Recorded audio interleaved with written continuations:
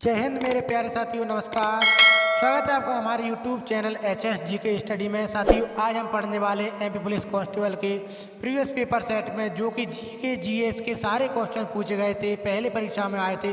तो आज हम उनको एक बार फिर से रिवीजन करेंगे और आप भी हमारे साथ साथ इस टेस्ट को कंप्लीट करिएगा और लास्ट में कमेंट करके बताइएगा आपने कितना टेस्ट सही किया।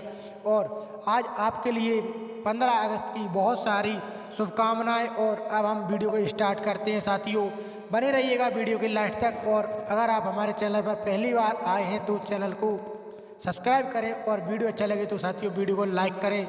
और अब हम वीडियो को स्टार्ट करते हैं, तो बने रहिएगा वीडियो के लास्ट तक। और अब इसमें हमारा पहला क्वेश्चन है कि फिल्म काई पो चे किस पुस्तक पर आधारित है।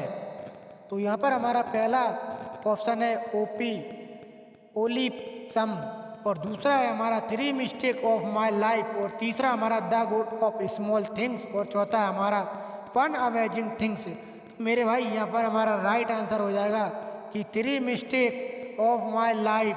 ठीक है, तो आपको क्वेश्चन समझ में आ रहे होंगे और इसी प्रकार से हम एक एक करके सारे क्वेश्चनों को सॉल्व करेंगे यहाँ पर। और अब हमारा नेक्स्ट क्वेश्चन है क्या है कि कौन से शहर में बीना रिफाइनरी है जिसे भारत ओमान तेल रिफाइनरी भी जाना जाता है, जो ओमान ऑयल कॉरपोरेशन और भारत पेट्रोलियम कॉपी के बीच एक संयुक्त उद्यम है।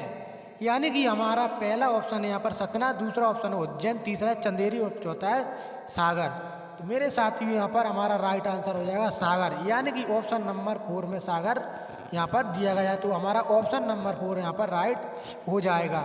अब हम अगला क्वेश्चन सॉल्व करते हैं। तो यहाँ पर आपसे अगले क्वेश्चन में पूछा गया है कि किस संवैधानिक संशोधन ने भारत में पंचायती राज की स्थापना की है। तो यहाँ पर मतलब किस संविधान संशोधन में भारत ने मतलब पंचायत राज की स्थापना की है।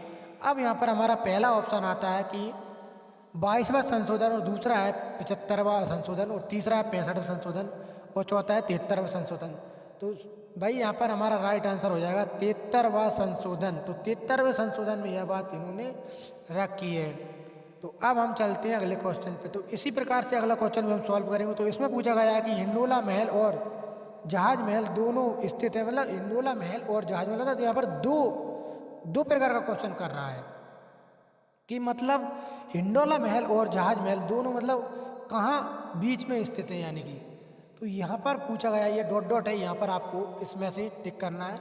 यानी कि जो 4 ऑप्शन है इसमें से आपको एक चुनना है। यहाँ पर जो डॉट डॉट है आपको इसको कोई आपको घबराना नहीं है, कोई दिक्कत नहीं आएगी इसमें, आप आराम से सॉल्व कर सकते हैं, केवल आप हारिए ना। ठीक है, तो यहाँ पर हमारा पहला ऑप्शन है मांडू, दूसरा है भोजपुर, और तीसरा है रीवा, और चौथा है राजगढ़। तो यहाँ पर हमारा राइट आंसर हो जाएगा मांडू, यानी कि ऑप्शन नंबर 1 यहाँ पर हमारा राइट हो जाएगा। और अब हम बढ़ते हैं इसी प्रकार से अगले क्वेश्चन की ओर। तो अगले क्वेश्चन में हमसे पूछा गया कि अशोक निम्नलिखित में से संबंधित है, यानी जो अशोक राजा से सम्राट अशोक, यानी कि ये इसमें किससे संबंधित है, यानी गुप्त वंश संबंधित है, मूर वंश संबंधित है, किसान वंश से संबंधित है, शक वंश से संबंधित है। तो भाई यहाँ पर ये मूर वंश से संबंधित हैं हमारे।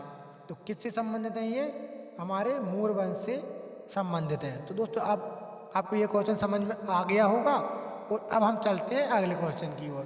तो अगले क्वेश्चन में आपसे पूछा गया है कि करेरा, करेरा अभ्यारण्य इस साल में स्थापित हुआ था, मतलब करेरा अभ्यारण्य था, उसकी स्थापना कब हुई थी। आपको यहाँ पर कोई दिक्कत नहीं होगी, आपको सिर्फ बस क्वेश्चन को समझना है, आंसर तो अपने आप निकल आएगा। केवल आपको यहाँ पर क्वेश्चन समझना है। तो यहाँ पर क्वेश्चन उन्होंने ये आपको बहुत प्रकार से घुमा फिरा कर, यानी कि एग्जामिनर आपको चेक करना चाहता है कि आप किस प्रकार से क्वेश्चन को समझ रहे हो। तो इसमें आपसे पूछा गया कि करेरा अभ्यारण्य इस साल में स्थापित हुआ था, मतलब इन्होंने 4 ऑप्शन दिए हैं, इनमें से एक आपको चुनना है। तो यहाँ पर हमारा पहला है 1988, दूसरा है 1981, और तीसरा है 2000, और चौथा है 1991। अब यहाँ पर आपको राइट आंसर लगाना है।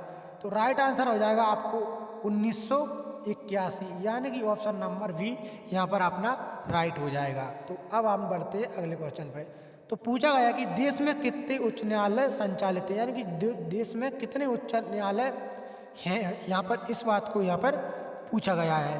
तो हमारा यहाँ पर पहला ऑप्शन है 29 और दूसरा ऑप्शन है यहाँ पर 24 और तीसरा है 27 और चौथा है 22।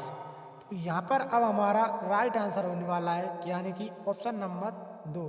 यहाँ पर जो है कि 24 उच्च न्यायालय संचालित किए गए हैं। तो अब हम बढ़ते हैं अगले क्वेश्चन की ओर। तो अगले क्वेश्चन में हमसे पूछा गया है कि वित्त आयोग को हर इतने वर्षों में नियुक्त किया जाता है। मतलब जो वित्त आयोग को हर वर्ष मतलब कितने वर्ष में नियुक्त किया गया है, यहाँ पर इस प्रकार से आपसे क्वेश्चन पूछा गया है इसमें। तो अब आप इसमें कर सकते हो कि पहला है हमारा 5 वर्ष, दूसरा ऑप्शन हमारा 3 वर्ष और तीसरा है हमारा 2 वर्ष और चौथा हमारा 4 वर्ष। तो यहाँ पर इसको 5 वर्ष में नियुक्त किया जाता है, यानी कि हर 5 वर्ष में वित्त आयोग को नियुक्त किया जाता है। तो यहाँ पर हमारा ऑप्शन नंबर 1 राइट हुआ। और अब हम देखते हैं इसी प्रकार से अगला क्वेश्चन। तो अगले क्वेश्चन में पूछा गया कि 100% प्राथमिक शिक्षा प्राप्त करने वाला भारतीय राज्य कौन सा है। मतलब 100% शिक्षा प्राप्त करने वाला राज्य के बारे में यहाँ पर आपसे पूछा जा रहा है। तो आपको कोई टेंशन नहीं लेना, आपको पहले क्वेश्चन को समझना है कि क्वेश्चन में कहाँ पर किस बात को मतलब ध्यान देना चाहिए। तो यहाँ पर हमारा पहला है गुजरात और दूसरा है तमिलनाडु, तीसरा है केरल और चौथा है दिल्ली। तो यहाँ पर अब हमारा राइट आंसर हो जाएगा इसमें, यानी कि जो 100% शिक्षा प्राप्त करने वाला हमारा राज्य है वो है हमारा केरल, यानी कि ऑप्शन नंबर 3। ठीक है, तो केरल यहाँ पर 100% प्राथमिक यानी शिक्षा प्राप्त करने वाला राज्य है। अब हम बढ़ते हैं अगले क्वेश्चन पे। तो आपसे अगला क्वेश्चन पूछा गया है कि किस चिन्हामान शब्द चिन्हामान इससे संबंधित, मतलब जो शब्द चिन्हामान एक शब्द दिया गया है तो यह किससे संबंधित है, यानी कि फुटबॉल से, तैराकी से, क्रिकेट से, टेनिस से। तो यहाँ पर हमारा इसमें राइट आंसर है क्रिकेट, यानी कि एक क्रिकेट से संबंधित है यह शब्द हमारा चिन्हामान। आपसे अगर पूछा जाए परीक्षा में तो यह हमारा क्रिकेट से संबंधित है। अब बढ़ते हैं हम नेक्स्ट क्वेश्चन पे। तो भाई यहाँ पर नेक्स्ट क्वेश्चन में आपसे पूछा जा रहा है कि महाराष्ट्र के वर्तमान मुख्यमंत्री कौन है। एकदम सिंपल, बस आपने अगर मुख्यमंत्रियों की सूची याद की हो तो आप इसको एकदम सिंपल राइट कर सकते हो इस क्वेश्चन को। तो यहाँ पर हमारा पहला ऑप्शन है देवेंद्र फडणवीस, दूसरा है विलास राव देशमुख और तीसरा है शरद पवार और चौथा है हमारा बाल ठाकरे। तो यहाँ पर हमारा राइट आंसर हो जाएगा क्या, ऑप्शन नंबर 1, यानी कि देवेंद्र फडणवीस। क्या देवेंद्र फडणवीस इसका राइट आंसर हो जाएगा। और अब हम बढ़ते हैं अगले क्वेश्चन पे। तो अगले क्वेश्चन में आपसे पूछा जा रहा है कि वर्तमान में वस्त्र के संघीय मंत्री कौन है, वस्त्र संघीय मंत्री कौन है। तो यहाँ पर हमारा पहला ऑप्शन है राधा मोहन सिंह, दूसरा है स्मृति ईरानी, तीसरा है मेनका गांधी और चौथा है सुषमा स्वराज। अब यहाँ पर हमारा राइट आंसर हो जाएगा स्मृति ईरानी, यानी कि ऑप्शन नंबर 2 इसका राइट हो जाएगा, ऑप्शन नंबर 2। अब यहाँ पर आपसे पूछा जा रहा है कि वर्तमान में, यानी कि वो पूछा जा रहा है कि भारत का कैबिनेट सचिव कौन है, भारत के कैबिनेट सचिव कौन है। तो पहला ऑप्शन हमारा श्यामला गोपनीय, दूसरा है प्रदीप कुमार सिन्हा, तीसरा है एस जयशंकर, चौथा है आर.के. दत्ता। तो यहाँ पर हमारा राइट आंसर हो जाएगा यानी कि प्रदीप कुमार सिन्हा, यानी ऑप्शन नंबर 2 यहाँ पर राइट है, प्रदीप कुमार सिन्हा। हमारा अब नेक्स्ट क्वेश्चन है। तो नेक्स्ट क्वेश्चन में आपसे पूछा जा रहा है कि विज्ञान और प्रौद्योगिकी के केंद्रीय मंत्री कौन है। तो यहाँ पर हमारा यानी कि पहला ऑप्शन है हरसिमरत कौर बादल और दूसरा है नरेंद्र तोमर, तीसरा है उमा भारती, चौथा है हर्षवर्धन। तो यहाँ पर हमारा राइट आंसर हो जाएगा हर्षवर्धन। ठीक है, अब आपको यह क्वेश्चन समझ में आ गया तो अब हम बढ़ते हैं अगले क्वेश्चन पे। तो अगले क्वेश्चन में आपसे पूछा जा रहा है कि कुष्ठ रोग उन्मूलन दिवस को मनाया जाता है, मतलब जो कुष्ठ रोग उन्मूलन दिवस है वो किस डेट को मनाया जाता है, यानी डॉट डॉट के यही मतलब होता है यहाँ पर। तो आपको इस डॉट डॉट को देख कर यहाँ पर परेशान नहीं होना है। तो आपका पहला ऑप्शन है 25 अप्रैल, दूसरा है 30 जनवरी और तीसरा है 1 दिसंबर, चौथा है 3 जुलाई। तो भाई यहाँ पर हमारा राइट आंसर हो जाएगा 30 जनवरी, यानी कि यह 30 जनवरी को मनाया जाता है। क्या? 30 जनवरी। ठीक है, तो 30 जनवरी यहाँ पर हमारा राइट आंसर हो गया। और अब हम चलते हैं अगले क्वेश्चन पे। तो अगला क्वेश्चन पूछा जा रहा है कि मध्य प्रदेश में गाय अभ्यारण्य निम्नलिखित स्थान पर स्थित है, यानी कि जो गाय अभ्यारण्य है हमारा वो किस स्थान पर स्थापित है, इसमें आपसे यह पूछा जा रहा है। तो अब आपका पहला ऑप्शन है इसमें कि पचमा सीहोर और सलरिया आगर और मेंगलिया इंदौर और बंडोल सिवनी। तो यहाँ पर हमारा राइट आंसर हो जाएगा सलरिया आगर, यानी कि ऑप्शन नंबर 2 सलरिया आगर यहाँ पर राइट है अपना। और अब हम देखते हैं अगला क्वेश्चन। तो अगले क्वेश्चन में आपसे पूछा जा रहा है कि भारत की प्रथम समर्पित अंतरिक्ष वेधशाला है जिसका प्रक्षेपण 2016 में किया गया था, मतलब जो कौन सी है। तो आपका पहला इसमें ऑप्शन है कॉर्टोसैट और दूसरा है सरल, तीसरा है एस्ट्रोसैट और चौथा है कल्पना 1। तो यहाँ पर हमारा राइट आंसर हो जाएगा एस्ट्रोसैट। क्या? एस्ट्रोसैट। ठीक है, अब देखते हैं नेक्स्ट क्वेश्चन, एस्ट्रोसैट। तो अब इसमें देखा जा रहा है, पहला इसमें क्वेश्चन में पूछा जा रहा है कि किस योजना का उद्देश्य गांवों को गंदगी तथा कीचड़ से मुक्त कराना तथा स्वच्छ वातावरण का निर्माण करना है, यानी कि इसमें आज योजना के बारे में पूछा गया है। आपको क्वेश्चन समझना है, क्वेश्चन, आंसर तो आपका हाल आ जाएगा, सिर्फ क्वेश्चन समझने की बात है पूरी बस। तो यहाँ पर आप पहला ऑप्शन दिया गया है आपके लिए कि लाडली लक्ष्मी योजना और मुख्यमंत्री ग्राम सड़क योजना, तीसरा है नंदीशाला योजना और चौथा है पंच परमेश्वर योजना। तो यहाँ पर हमारा राइट आंसर हो जाएगा पंच परमेश्वर योजना। क्या? पंच परमेश्वर योजना। अब बढ़ते हैं हम नेक्स्ट क्वेश्चन की ओर। तो आपसे अब नेक्स्ट क्वेश्चन में पूछा जा रहा है कि किस भारतीय ने 2017 में ऑस्ट्रेलियन सुपर श्रृंखला बैडमिंटन खेल प्रतियोगिता जीती थी। तो यहाँ पर हमारा पहला ऑप्शन है नंदा गोपाल, दूसरा है पीवी सिंधु और तीसरा है किदंबी श्रीकांत और चौथा है साई प्रणीत। तो यहाँ पर हमारा राइट आंसर हो जाएगा क्या? किदंबी श्रीकांत, किदंबी श्रीकांत। और अब हम चलते हैं अगले क्वेश्चन की ओर। तो आपसे अब अगला क्वेश्चन में पूछा जा रहा है, तो अगला क्वेश्चन अब हम देख लेते हैं यहाँ पर। तो आपका यहाँ पर क्वेश्चन है कि स्वामी विवेकानंद जी ने 1903 में यहाँ आयोजित विश्व धर्मों के सम्मेलन में भाग लिया था। तो आपका पहला ऑप्शन है लंदन और दूसरा है न्यूयॉर्क और तीसरा है टोक्यो और चौथा है शिकागो। तो यहाँ पर हमारा राइट आंसर हो जाएगा शिकागो, यानी कि ऑप्शन नंबर 4 यहाँ पर राइट है। अब हमसे पूछा जा रहा है कि देखते हैं, यहाँ पर मैथ का क्वेश्चन आ गया, हमको जीके क्लियर करना है अभी, क्योंकि यही परीक्षा में पूछा जा रहा है बहुत अच्छे से। तो आपने एनालिसिस सारे देखे होंगे और अब आप जीके का सिर्फ रिवीजन करिए और बढ़िया अच्छे से आपकी परीक्षा की तैयारी करिए और परीक्षा को अच्छे से दीजिए। मेरी तरफ से सभी के लिए ऑल द बेस्ट। और हमारा नेक्स्ट क्वेश्चन है, अब यहाँ पर हमारा कि जैव मंडल नीचे इनमें से विभाजित किया गया है, यानी कि जैव मंडल कहाँ पर विभाजित किया गया है, इसमें पूछा गया है कि 5 क्षेत्रों में, 4 क्षेत्रों में, 6 क्षेत्रों में, 3 क्षेत्रों में। तो यहाँ पर हमारा राइट आंसर हो जाएगा क्या? 3 क्षेत्र में इसको विभाजित किया गया है। अब देखते हैं हम नेक्स्ट क्वेश्चन। तो नेक्स्ट क्वेश्चन में पूछा गया कि जब अम्ल तनुकृत होता है तो विलयन में हाइड्रोनियम आयन के सांद्रण, मतलब सांद्रण यानी कि वृद्धि करते हैं, क्या करते हैं? तो यहाँ पर आपका पहला ऑप्शन है कि में वृद्धि करते हैं, यानी सांद्रण में वृद्धि करते हैं और सांद्रण में परिवर्तन नहीं होता है। में सांद्रण में कमी होती है को पाया जाता है, यानी कि सांद्रण को मापा नहीं जा सकता। तो यहाँ पर आपका राइट आंसर है कि में वृद्धि पाई जाती है, यानी कि वृद्धि पाई जाती है। हाँ, मतलब यही ऑप्शन नंबर 1 वृद्धि होती है यानी पाई जाती है। तो अब आपसे पूछा जा रहा है यहाँ पर कि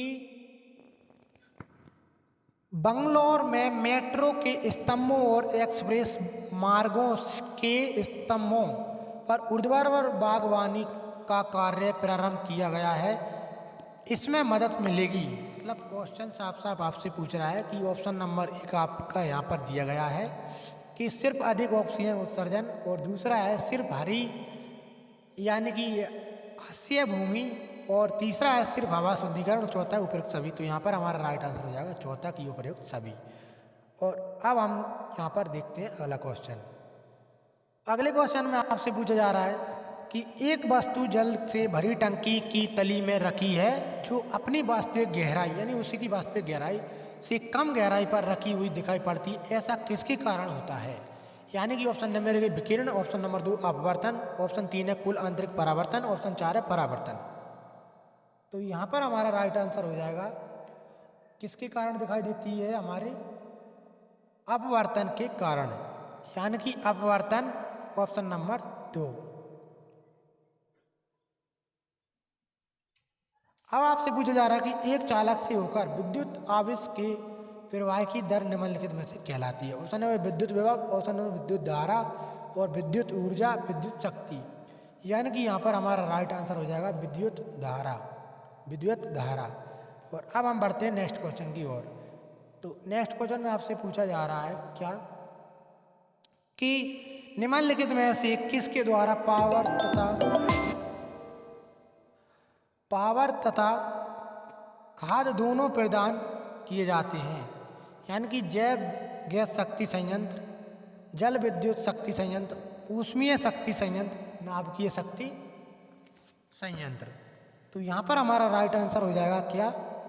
नाभिकीय शक्ति संयंत्र, नाभिकीय शक्ति संयंत्र, ऑप्शन नंबर 4। अब हमसे पूछा गया है कि सभी जीवित जीव के संदर्भ में निम्नलिखित में से कौन सा कथन सत्य है?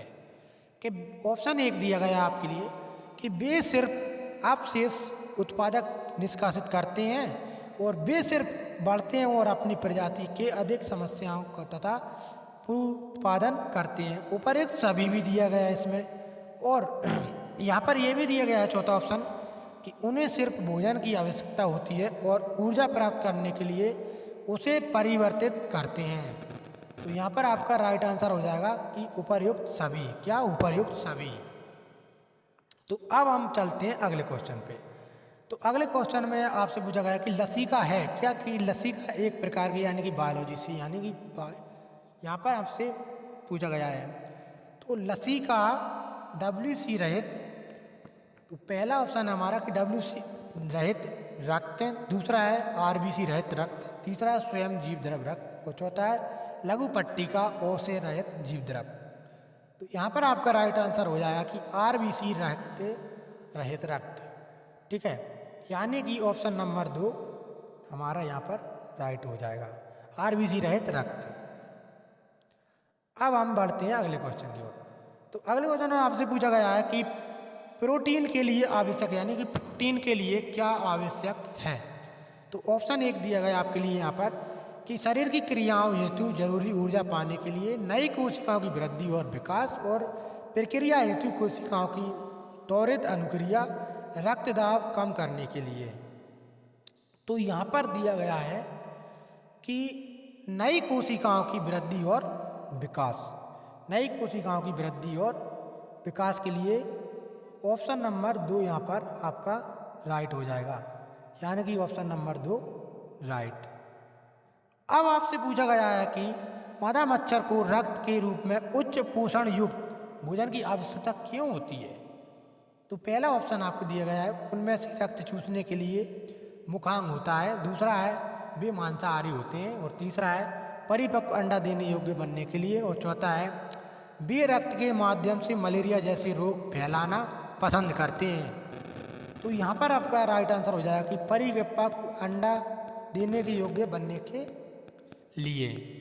तो यहाँ पर आपका राइट आंसर होता है ऑप्शन नंबर 3।